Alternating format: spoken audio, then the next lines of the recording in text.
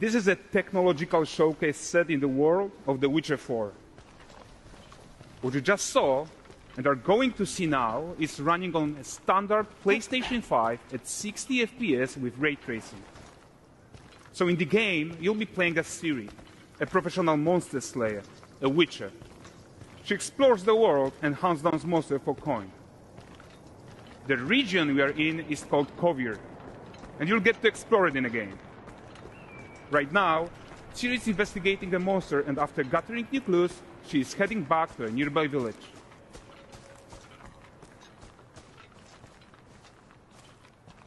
All right, everyone, meet Kelpie. Let weeds be weeds, Kelpie. So just like Geralt had Roach, Ciri has her own loyal companion. We return to town. These two characters need to feel like one.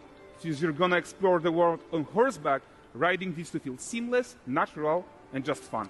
Yeah, and to support that, we're introducing multi-character motion matching in Unreal. So Ciri and Kelpie, they're perfectly synchronized when mounting from any angle and speed. And we also support root motion movement on Kelpie, so controlling her feels realistic and grounded. And there are also some really nice improvements to our Unreal Chaos Flesh Solver and these machine-learned deformations. So you've got realistic muscles moving and stretching under Kelpie's skin without compromising the performance there.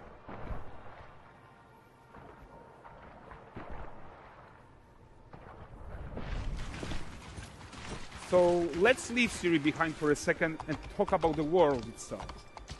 So much of the Witcher world is natural, organic, especially Kovir with its dense forest and wild nature. Yeah, and wild nature is hard. And with nanite geometry, we've freed artists from so many of their old constraints. But we don't want to rest until everything we do in Unreal has that same spirit of freedom. There's always more work to do. And foliage is a huge piece of that puzzle. So we are excited to introduce nanite foliage. And in order to achieve gorgeous foliage density everywhere, while still being memory efficient, fast to render, we believe that a new idea was needed. So instead of the same card approach we've been using for the past 20 years, artists should be free to take a nanite approach to foliage, modeling every single leaf and pine needle. And the old LOD tricks of the past, they needed a complete rethink. And in their place, it's a new adaptive voxel representation in nanite. It's volumetric, it's fully 3D, it is super fast to render. And these dense clusters of triangles turn into these cubes, which at a distance, they're no larger than a pixel, and they react to the changing light of our dynamic sun and our shadows, and they allow artists to render whatever amount of foliage is needed to achieve their vision without compromise. And no compromise means how ambitious we are when it comes to bringing our vision to life with incredible visuals. But more than that, together with Epic, we created faster way to load the world. We can now bring in more content more quickly for the smoothest possible experience as we fly down to catch up with Ciri.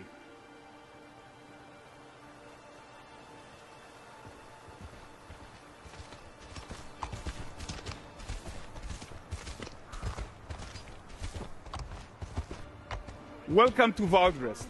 So Valdrest is a port town, a hub for fishing, trade and mining. It's one of those places where you can meet shady characters or overhear gossip from other lands.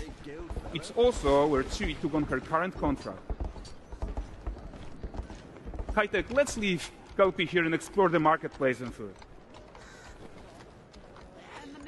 I'm so excited we can finally show you some of this stuff. Let's see what Valdrest has to offer. Not her again.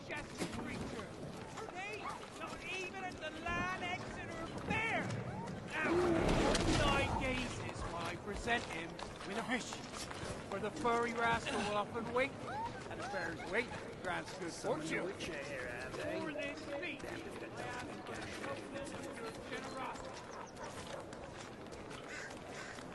Pardon. Guys, notice how responsive the world is. Character actions directly affect what happens around you, sometimes even setting off chain reactions. Everything is working together.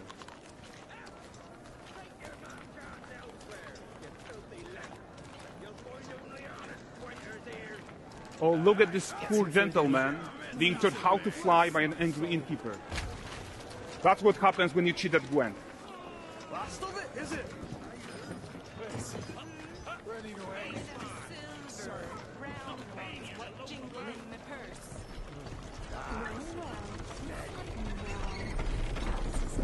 Okay, so this is the guy who gave the series quest his own.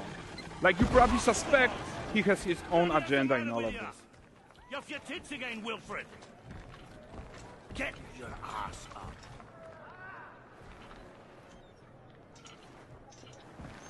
A typical day's toil. Who in? Ah, Witcheress.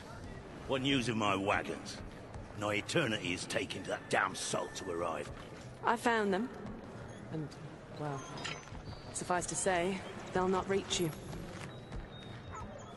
As for the salt, I found not one speck. I presume this comes as no surprise to you. Now.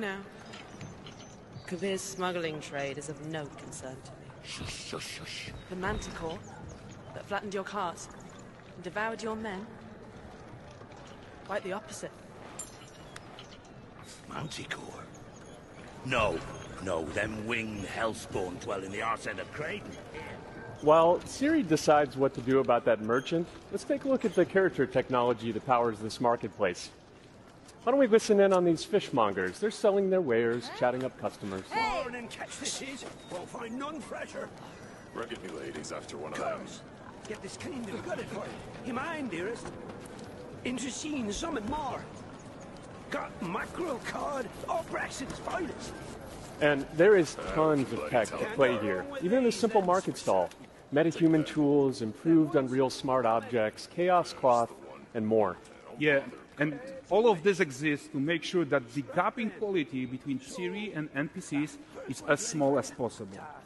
Yeah, and closing that gap, it's not just about fidelity, right, but also authenticity.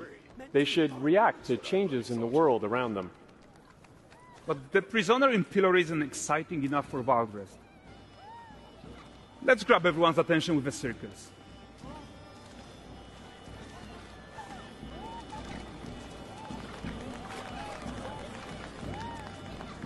But the great performance deserves a huge crowd though. Let's crank it up.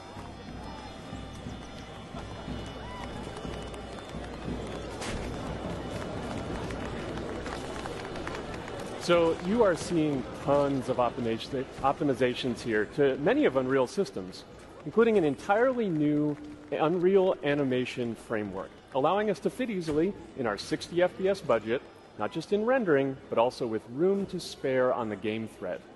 Over 300 animated skeletal mesh agents all going about their business.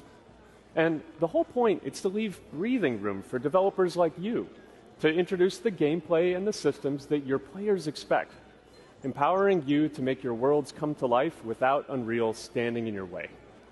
You are right. And that's the open world RPG that we're making. But before we wrap up, how about one final check-in with Ciri?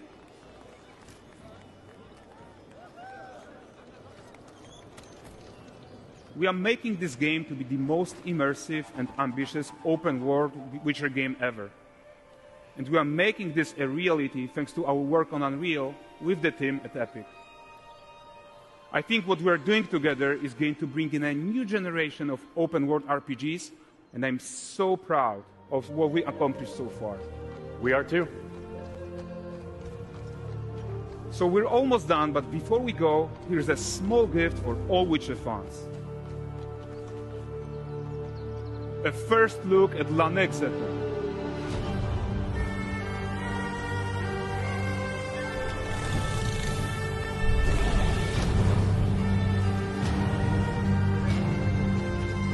Onward, Kelpie. We've worked.